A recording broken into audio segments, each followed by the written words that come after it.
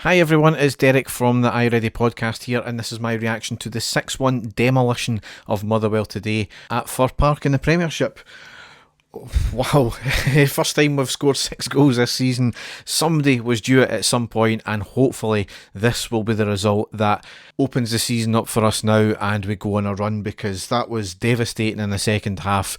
It was completely Jekyll and Hyde in the first half, to be honest, but in the second half we were outstanding. We made 4 changes from the midweek game against Aberdeen. I think it was potentially needed for some players. We lined up McGregor, Tavernier, Goldson, Balogun, Bassey, Arfield, Davis, Kamara, Aribo, Sakala and Morelos. On the subs bench were McLaughlin, Lundstrom, Hadji, Roof, Wright, Patterson and Simpson.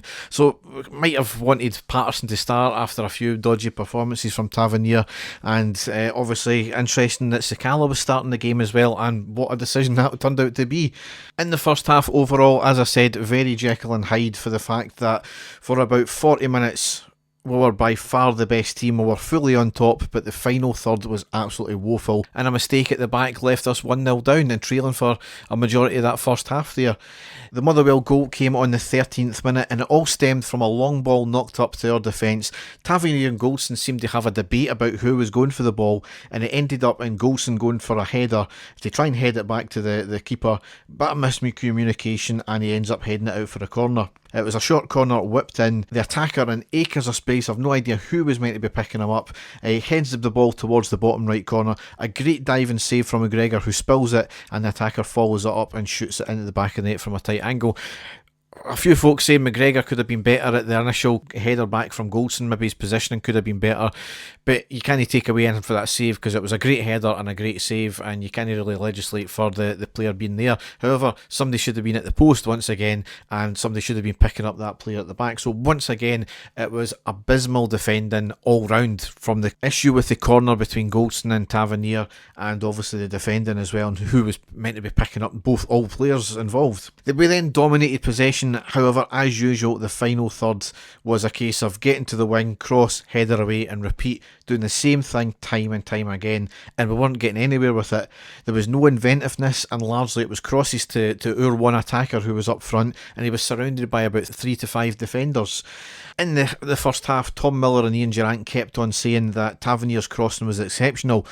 I mean, his crossing was rarely finding his man. Now, there's no point of putting a cross into a dangerous area if the players are not in the area. It all then becomes a bit of hit and hope, and then relying on the law of averages to maybe get something there. We all know how good Tavernier can be, but if he's not going to read the game, then there's no point putting crosses in, because you're putting crosses into nobody, and that is part of where the frustration comes for Tavernier. However, incredibly, we pulled 2 goals back in a very quick succession, and it had to be the man I was just talking about. Tavernier puts us 1 each on the 42nd minute. Bassey on the left, a deep cross into the far side of the box, and an absolute stunning daisy cutter volley into the bottom left corner by Tavernier. Just an outstanding strike from him, just so precise, so accurate, and so much power as well. Unbelievable. And then 4 minutes later, on the 46th minute, Sakala puts us 2-1 on front. It was a quick break, Tavernier down the right, a stunning long ball into the box, finds Sakala in the middle, and he heads it into the net. Just a great header for Sakala there, but an even better cross from Tavernier. And that is what is so frustrating about Tavernier, is he can play absolutely dire between his defensiveness and his just hitting hope crosses, it seems, and then he pulls out something like that, both in the actual strike for his goal and the cross. And people seem to think that when Tavernier gets criticised, we all think he's a shit player. I think some people go overboard with him, but it's when he pulls out this Jekyll and Hyde performance, he can be unbelievable, like he was for the goal and the assist, and he can be absolutely dire for his crossing and his defending sometimes. That is the frustrating thing about him. I'm not going to dwell on that too much though, because what a performance in that second half. That was us having our Rangers back. Right from the kick-off of the second half, we were hungry for more. There was only one team in it all game, to be honest, apart from the Motherwell goal. They offered really nothing up front. But we were absolutely on fire, chasing everything. We were really hungry to get more goals. We went 3-1 on the 62nd minute with Sakala getting his brace. It was a break up the park, ball passed to Sakala on the edge of the box on the left, cuts inside and hits a shot from the edge of the box, which took a deflection into the back of net. say it time and time again, I don't care how the ball goes in the net as long as it goes in, and that is one of the things. If you have a shot, you never know what might happen, and we get the goal from it. I wouldn't say a turning point in the game because the game was already done at that point. However, O'Donnell for Motherwell got his second yellow card on the 67th minute and he was duly sent on his way. Can't remember his first yellow card, but he lunged into a rebo when he was going down the left hand side. Nobody can have any complaints about that red card. 71st minute, Morelos came off and Roof came on, and then we went 4-1 up on the 75th minute with Kamara. It was a short corner by Tavernier, pass back to him, pass to Kamara from 20 yards, who shoots right through the defence and into the near post. It may have taken a slight deflection off a defender, potential for Sakala to have been offside, but he actually steps over it, wasn't interfering with play at all, and he got out the road of the ball, so no danger whatsoever of offside. And apparently the Sky commentary said even if VAR looked at that, they would have ruled that on, so no danger with that one there.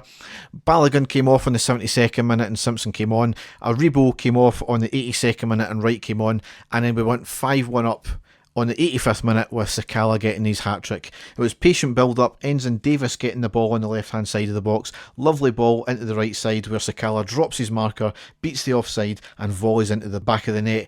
In off, I think it maybe just came off the inside of the left post and in the back of the net. So outstanding for Sakala there.